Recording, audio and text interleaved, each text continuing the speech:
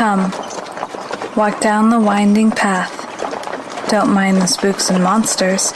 They stay hidden within the trees. There are mysteries in this world that you need to know, and paranormal truths that need to be told. Come, step up into the Caravan, where we share tales of old as well as new accounts about things you thought only existed in your nightmares.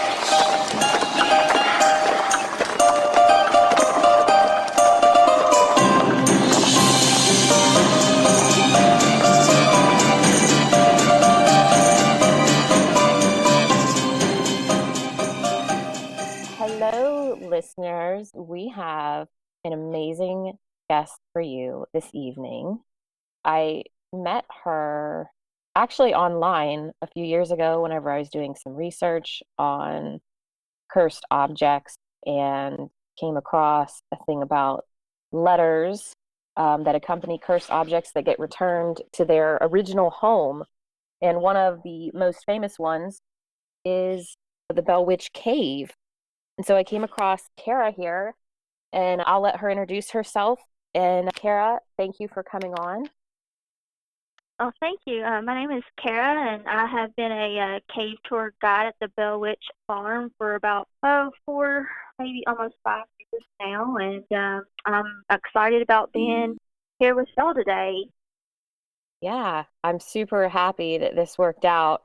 Cara's been so awesome for me over the last few years because we've known each other now, I think about 3 years, maybe, whenever I tracked you down on Facebook. And I've actually been able to meet you in person now, so that's even better. Yes. Yeah, you said that you worked at the cave. First thing I wanted to ask you is, did you grow up in the area? Yes, I grew up right in Cedar Hill, just outside of Adams. So I've lived in the area all of my life, my family, my grandparents. So this legend and this story of the Bell Witch has been in my life ever since. And so when people come around and ask how I knew about this, I'm like, oh, yeah, I was pretty much born into it. So, Yeah. How did the opportunity to work at the cave come about? okay, so I am actually good friends with their daughter, and one summer they messaged me asking if I would be interested in helping her parents doing some guided cave tours in the cave. And at first I was like not quite sure because, like I said, all my life I've heard about the legend. And I said, sure, why not? And that's how it got started, and I absolutely fell in love. And they're part of my family now. That's how it all got started, and I enjoy it very much. That's awesome. So then if you had been to the cave prior to working there, of course, then, yes? My first time I actually went was right when I graduated high school. So kind of like you live there, but you never been until then. And then so my first time going, nothing like major happened, no activity. So I'm like, okay, nothing happened. And Right. so I'm never going to go back again. And that was just a one-time deal. But now I'm pretty much stuck to it. That's perfect. So, like, you grew up around the legend. What do locals think of the legend of the Bell Witch? Is it mixed ideas? Do they take it seriously? The older people, they take it very seriously. And sometimes it's one of those things they don't just come out and talk about. It has to get into the story of things and then it'll come out. But growing up, I pretty much heard about the legend of the Bell Witch and about John and how this spirit came to them. I heard about the rocks being taken out. That was like the number one thing that I know for a fact growing up hearing about the rocks. I remember my mom, because I would ask my mom and my dad, hey, did y'all go to the cave, or what do y'all know about it? And I always remember my mom said it was horrible. So, of course, my mom's a big scaredy cat, and she don't like watching scary movies. So I'm like, so what was so bad? She's like, it was just horrible. It was, I guess at the time, the last owners, you could pretty much just go down there and do whatever. But I remember her always saying that they went to the graveyard of John Bell or the cemetery, and these boys that she was with were just provoking it, and she just didn't feel comfortable, and it was just, all she said was it was just horrible. So that's what I grew up hearing. She had bad experiences, so just pass that on. Yeah. Yeah, that makes sense. But with my dad, he pretty much said, yeah, we went when we were in high school, nothing to it. Everybody in this area has mixed feelings about it. Some have had activity to happen with them. Some haven't had anything. So it's just a lot of mixed feelings about the Bell Witch in Adams. What do they think about people coming into town and checking it out? Is it like amusing to them that when certain movies come out or so on, like the I would imagine tourism kicks up during certain parts? When we get wind of someone coming into town, of course, it's a small community, so everybody knows, and everybody gossips, and we're all watching, and we're ready to laugh. Because, the past few years, people will have people that they're interviewing, like, we don't know who that is. And again, this is a small net community. We know everybody. And when we see people that we don't know in the community, it's like, what's going on? And some people feel it's like they're mocking us and making it like it's a joke. And so sometimes it's uneasy going, and sometimes it's, oh, here we go again. But yeah. Yeah, I definitely remember finding, and I can't remember which documentary it was now, but I remember messaging you and saying, who was this? Because it said she was the cave owner or former cave owner. And I still haven't figured any of that out either. I still don't know who that is. And I even asked the owners, I'm like, y'all know who this is? And they don't even know. They don't even know where it took place at when they were talking to her. So we get that a lot. So because the Kirby's have owned the cave for a while now. Didn't they get it in the 90s? Yeah, they've been there for about 30 plus years now. So and they're not originally from this area, but now that they've been here for so long, they grew into the community, and so they know as many people as I know. Yeah. Now, like this year, of course, was totally different for everybody because of COVID, but normally when is the cave open? Because it's not a year-round thing.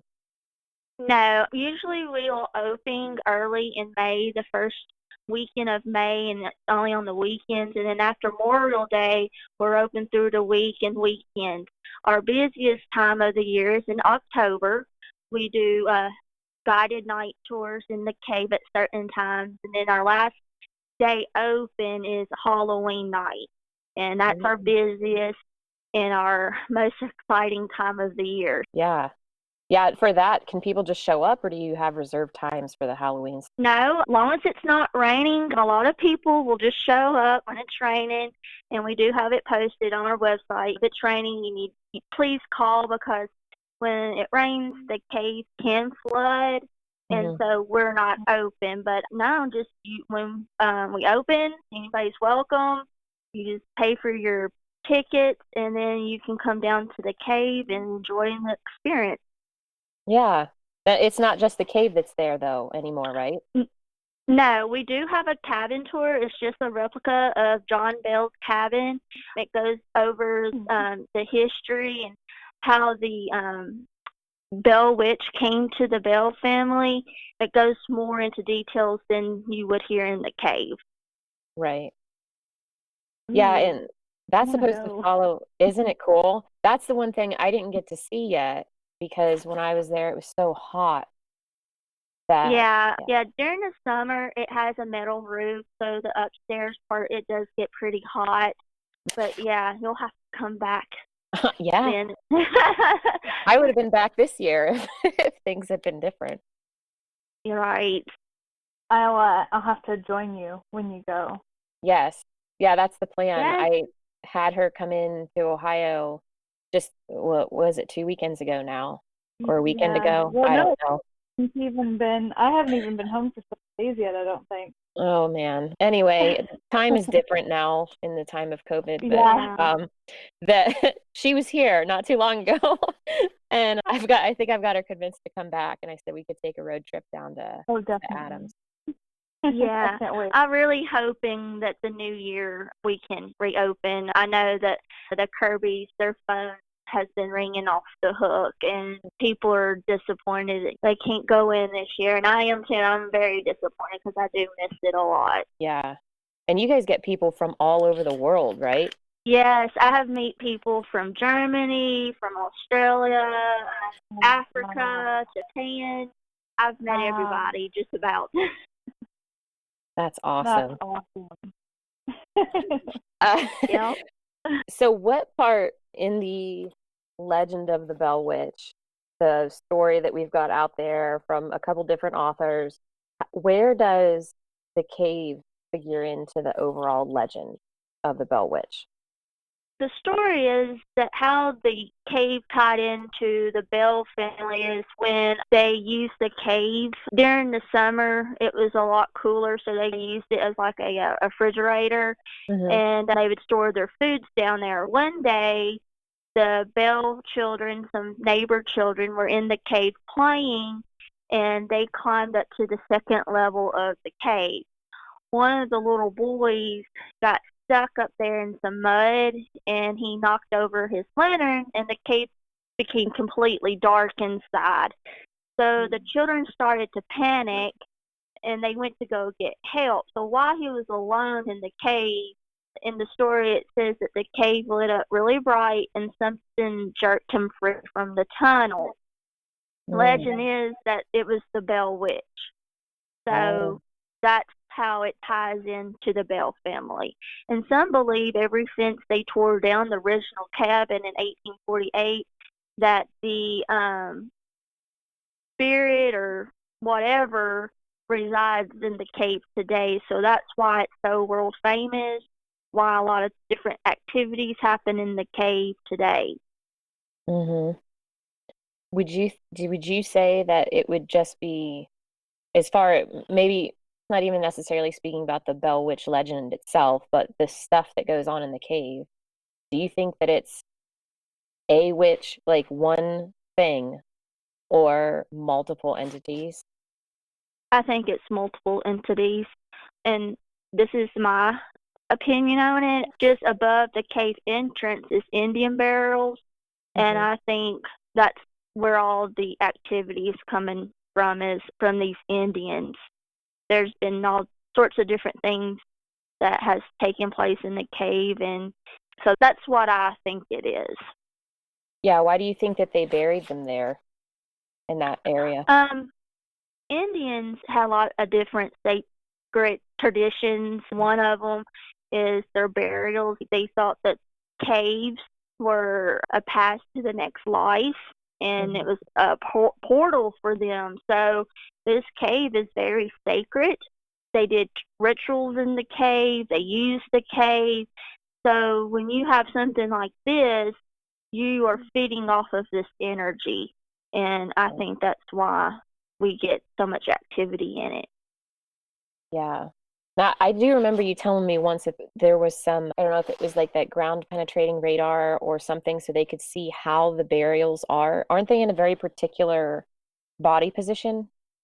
Yes, they are buried in a fetal position facing east. And just based off of how they're buried, they date back to 2,000 to 3,000 years ago. Wow. Yeah. It's pretty interesting information, and just the story itself is just fascinating. And I would say this is probably one of my most favorite paranormal activity in, I think, American history. Even schools around here study this for part of Tennessee history, and it's definitely a great story and something to get into and learn. That's awesome. And they're still teaching it today. Yep. That's really cool. Yep. I wish we had a ghost story around here that we were taught in history class. That's Oh, amazing. yeah. Have you noticed when you were talking about portals, it made me think of, and I think we talked about this once too, are there certain times that seem to be more active, like after earthquakes or moon cycles, or I don't know, around a solstice or something? Have you noticed an increase in activity in the cave? Since I have been there, it can happen at any time. I have been down there knowing that it's going to be a full moon that night, or if we're doing cave tours during the night, like during October, we might have more activity. My last time I was down there doing a tour was actually on Halloween night, and my group, we got a lot of activity and even gave me chills to what was going on. So we never know when it's going to happen. We might go days, weeks, and no activity. That's all I can tell you about that. Yeah. What all has happened when you talk about activity? What are some examples of activity that's happened? Most of the activities that have happened, we do hear sounds. A lot of people and myself have heard voices in the cave. We have gotten a lot of pictures of orbs off of cell phones, cameras, video cameras, taking pictures. Some people have said that they felt like someone has touched them or pulled their hair. Those are the main things that have happened. Some say they've heard like whistling or rocks being thrown, but those are the most common activities that we have heard or seen with our phones.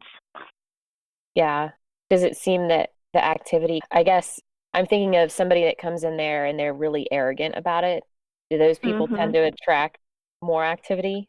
The ones that act arrogant would be the ones that take the rocks out of the cave.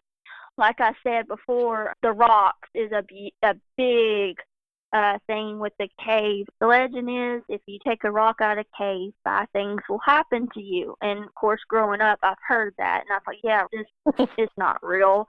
Well, when you come to the cave and when you come to the gift shop, you will see letters that people have wrote over the years about different things that have happened when they taken a rock out of the cave. I have not taken a rock out, but I've had people on my group ask to take rocks, and I'm sure whatever. By the end of, I would say about the end of the week, maybe the month, they would mail it back, and we get rocks in the mail every single day of the year. And I can say I've had people take rocks out of the cave, and something crazy has happened on my next tour. And my husband warns me, don't bring rocks home, so I can't. Yeah, that I wouldn't either. I would not. But there's just go ahead. Now you go. There's just too much history behind the rocks. And there's not just been 1 or 10, there's been hundreds of people smelling back these rocks, and I'm not taking a chance. Yeah. I'm just not taking a chance. Well, one thing that you've been taking a chance on though is taking a doll. And aren't they getting letters now or have gotten issues with the dolls because Chris paints these porcelain dolls up to look spooky and then sells them in the gift shop. Didn't one get mailed back? Yes, I think it was 2, maybe 3 years ago. They had sold a doll during our Halloween time, and they mailed it back, and it was all wrapped up. I think it had sage with it. I can't remember, but it did have a letter with it saying ever since they bought this doll, their family has been falling apart. They've been having nightmares. Just horrible things have been happening since they bought a doll. So they took it back and they put it back on display. And someone bought it. And I'm like, okay, but we have that letter still at the gift shop. So anybody that wants to come and read it, it's there. And I think actually you told me about the second one being in a haunted museum. Yeah. So was sent to, which the museum has recently been relocated, but it was in Moundsville, West Virginia, the Archive of the Afterlife with the haunted artifact. And I saw that letter as well. The woman who sent it was a Bell descendant and went to visit the cave. And not only did she get a doll, but she also took rocks. Yeah. So double problems, but she did send the doll to this museum, and then in the letter she said something along the lines of that her family was tired of being scratched and bitten. So yeah, that there is a doll from the Bell Witch Cave in the Archive of the Afterlife in West Virginia, which is cool. Yeah, And then, that is pretty cool. Yeah, and we have two I'd here. like one. Yeah, when you come over, we will go down because Chris I'm sure that she continues to add to the display, but last time I was there were probably 24 at least. I don't know. Wow. She has a lot. Yeah, She and paints them during the off season. That's her time to paint the dolls. So beginning of the year, she has all kinds of dolls. yeah. But do you guys sell any online, or do we have to make it to the museum too? Well, with Heather's second doll, I went and picked it out for her. And I met Seth, and Seth took it to her. So I don't mind. I can't do everybody, but I don't mind helping certain friends out. So yeah, there you go. Wonderful. Well, and that was the great thing, is that the first time that I got to meet Cara, I had gone down and my youngest picked out a doll. Sasha is what she named her. And this doll, I guess the week before we got there, had thrown itself from the top shelf in the cabin there and somehow didn't break, even though she's porcelain. And that's the one that my daughter saw and wanted. And so we took her home.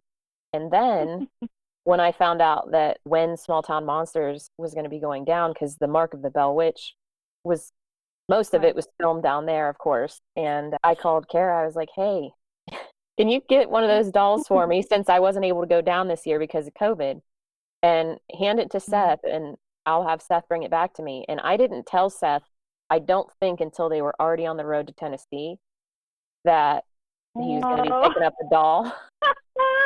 And he was like, what are you doing to me?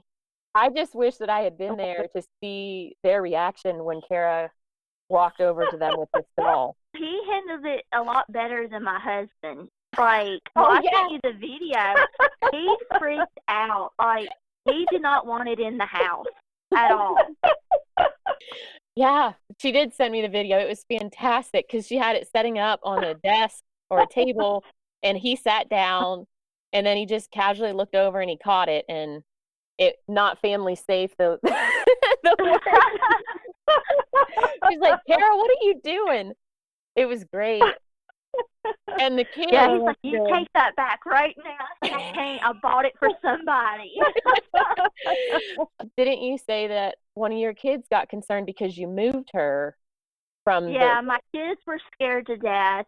They didn't like it either. I moved it from the sunroom to my bedroom, and like the next day, the kids were like freaking out because it was gone. And I said, she's in my room. They're like, oh, thank goodness. I love it. Yeah, it's fantastic. My kids, with me working in the cave, and they ask me about stories, and they have also been down in the cave, so they know the story, they know the legend, and they brought that doll home. They were like, Mom has lost her mind to bring that doll here. So, yeah. Wow. I'm so glad that you did it, though, and she's here and safe. We came up with her name, Blair. I love it. Yeah, Cara and I were bouncing ideas off of each other, and Blair worked really well. So yeah, you were one of the interviews for the Mark of the Bell Witch, and yes, I wanted to know, so excited.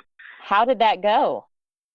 Oh, it was so much fun. I loved it. Seth and his friends were all super nice, and I'm very excited about when it gets to come out and we can watch it. So I'm really excited, and it looks so good. Like said, most people that make films or documentaries or TV shows.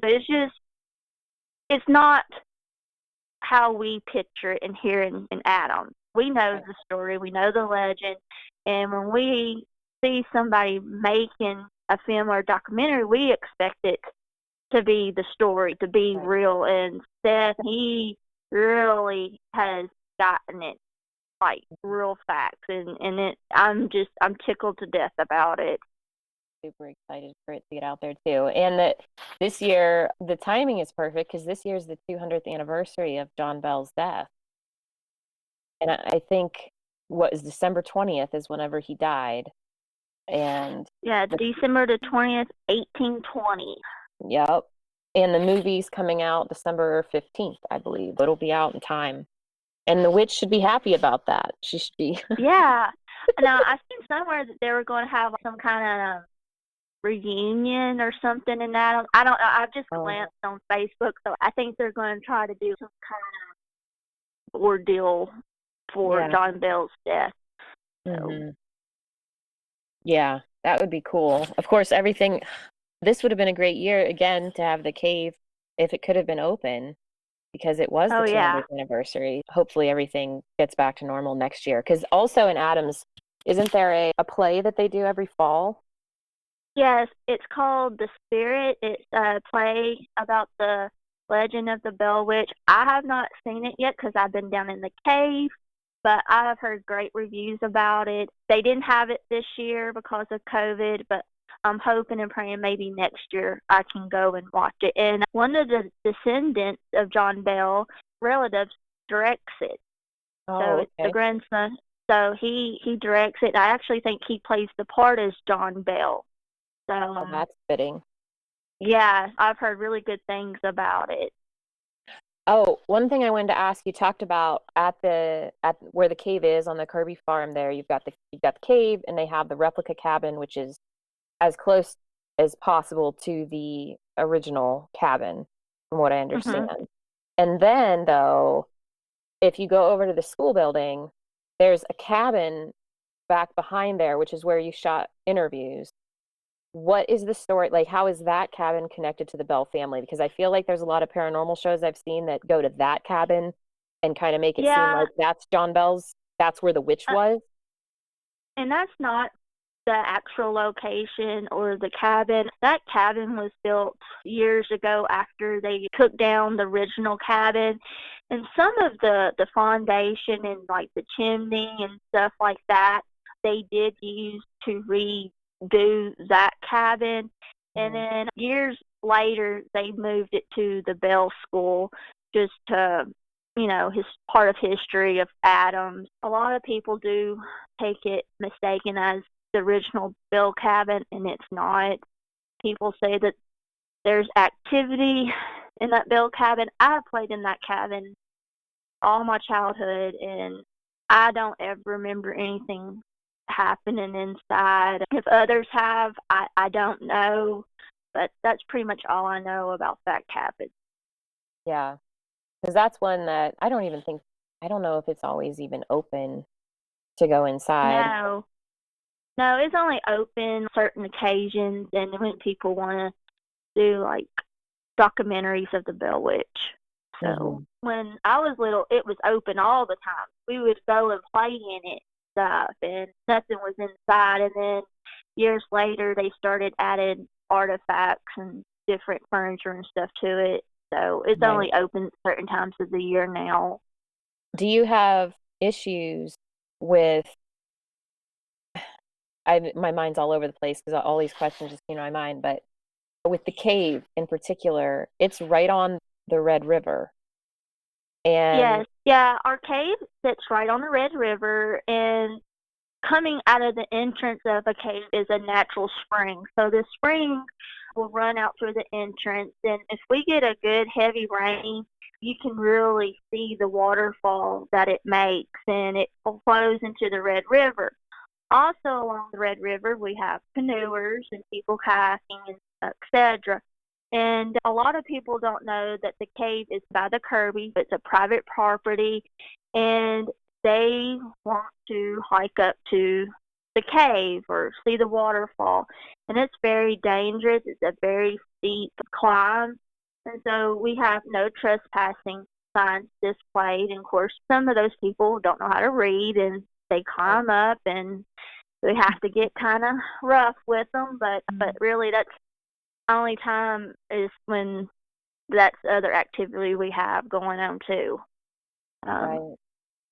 Yeah. So, The first time that I was in the cave, I remember after we went out of the main room, Chris had started down the walkway to the second room, and I was hanging back taking pictures.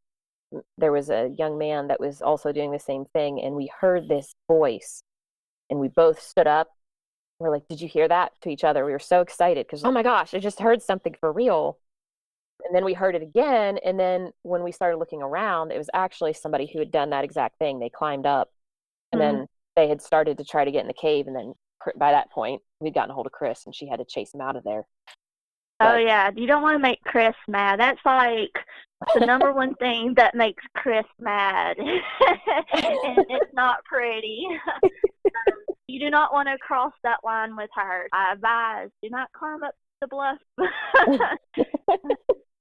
Yeah, for multiple reasons, personal safety and whatever may happen if Chris gets upset. Oh man.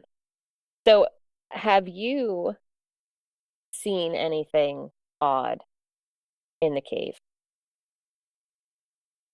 I haven't seen anything with my own eyes, but I have more than once got a present that something or someone other than me and my group was in there. It was very distinct.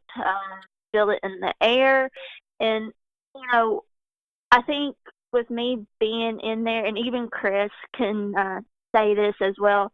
I think we're in there all the time, and we can pick up different energies and different things in the cave. And it's nothing scary. It's just you're not alone, and someone's watching. You do get that cold chills feeling, but I have not once felt threatened or scared. Or in a way, sometimes it's like a comfort like feeling. But yes, I haven't seen anything, but I definitely have felt it, that something was there. Yeah. Now Chris has seen things when in there, correct? Yes, she's been doing cave tours for ever since they've owned it. And when they first bought the property, they didn't know a whole lot about the Bell Witch. For someone who's never been in this area or don't really know the story, and them coming in new, it definitely was attracted to Chris. And she's down in the caves all the time, and so she picked up things and have seen things that a lot of people haven't. And I know there's one story she talks about that she's seen like a portal. I think it was in the first cave, and she said that there was a little boy off to the side, and she was about to take her group down the hallway, second hall, and she was about to go talk to the little boy to bring him along, and he vanished into the wall. Wow. And look, I think it's just because she's down there. They are comfortable around her. I'm hoping that I will get to have that experience sometime in the future, the longer I stay there. And so I'm hoping that I get to experience that one day as well. Yeah, I hope you do too, because I want to hear about it when it happens. Yeah. I don't even know what I'd do. Mm-mm.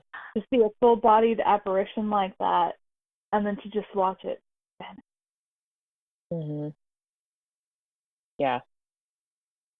That would really throw me off for sure.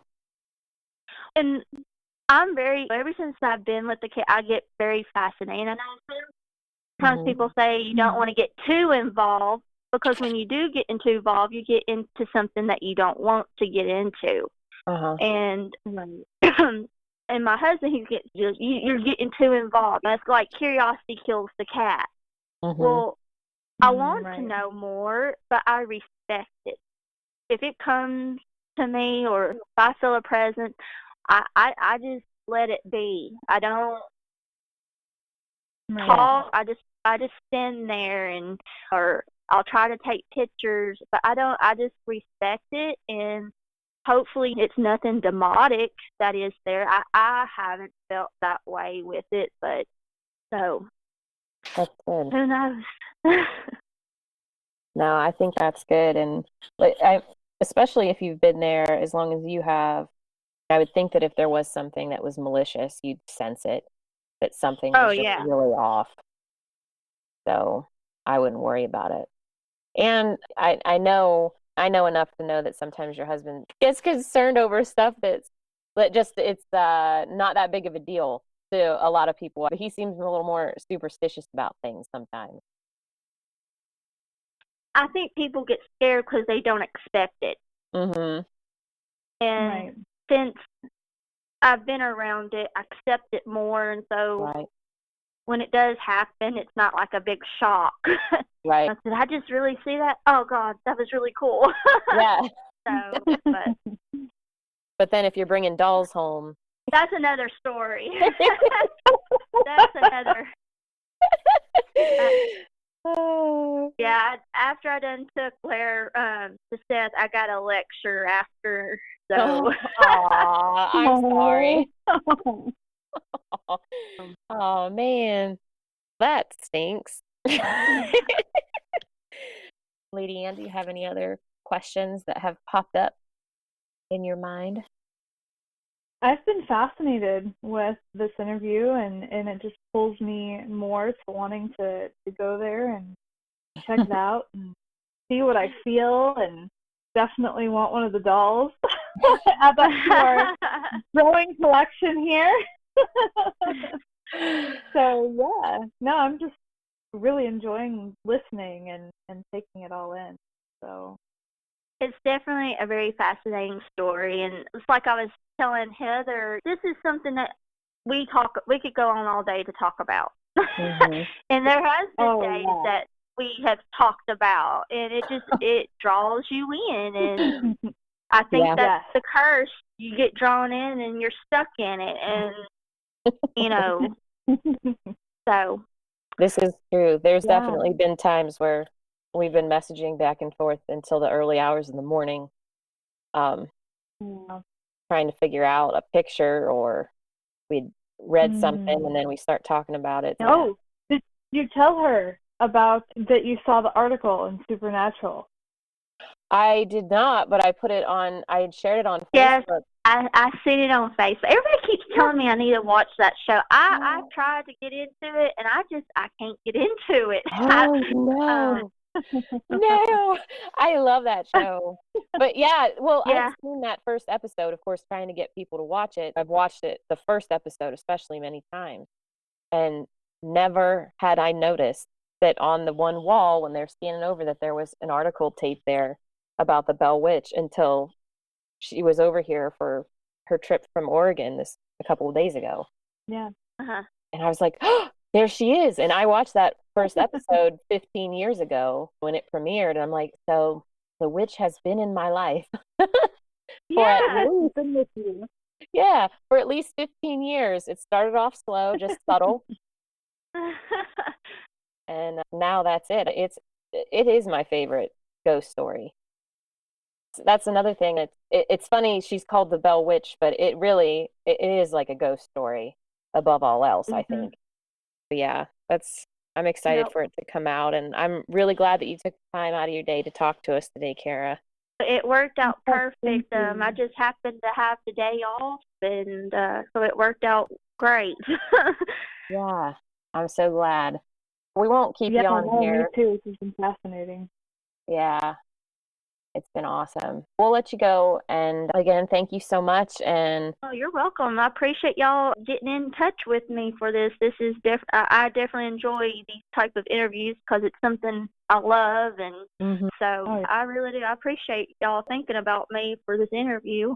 Yeah, of course. Of course. Yeah, we'll have you on again for maybe we'll do a Patreon episode and get some more stories out of you. And talk more about the history of the area and stuff like that, because I know about all of that and the cemeteries around. And Oh yeah. Yeah, you got a fountain of information there that all right. Well, thank you again. Thank you. Y'all stay warm and keep safe, and Yes. I'll talk to y'all later. All right. Bye. Okay, thank you. Bye. Bye, Heather. Bye. Bye, Cara. Awesome. I think that went really well. That was absolutely fantastic. And I loved sitting back and listening to it. It's one of those things where I do have the book, The Bell Witch, the full account. Mhm. And of course, I've ended up with 13 other books. Yeah. within the last several months. Yep. And I do that. I haven't been able to really dive into it, but it's something that I've always been fascinated with. And one thing that I did always hear is that once you start looking into it or reading about it or somehow that it's on your radar, that stuff starts happening. Like you might have dreams or something like that. And I think that might have been, as much as I don't discuss being superstitious necessarily, I think that did play part of why I really haven't gotten into this book yet. Oh, she's fine. The witch is fine. She's my buddy. And yeah. I mean, as far as, I don't know if you, first of all, you got the full account. So that's Pat Fitzhugh's book, I believe. And that's a good one. Yes, it is. Yeah. It's a good one to have. The way he's broken it up, it's a lot easier to get through because it's almost like you can find the bullet points that you're looking for and then go into more detail there. So it's a really good book. It's the one that I usually recommend to people anyway. But as you go through, I obviously, I don't know, I like her. I don't know. Clearly, she supposedly killed a dude, but she's got sass and spunk and she's got a sense of humor. I just, I don't know. It's hard to not like her, at least for me. Yeah, I'll definitely have to get into it and see what I find out and how I feel towards her and how it comes off and share with you any dreams that I might have and yeah, I'm fascinated.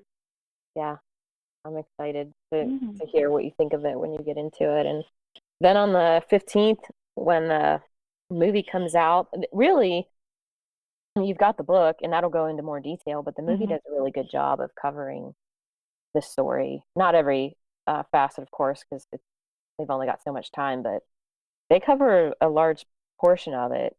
And the movie's broken up. So when's it coming out and where can we find it? Oh, we're still doing the podcast? Yep. Yeah, okay, this cool. It all worked out. All right. So, yeah. All right. So,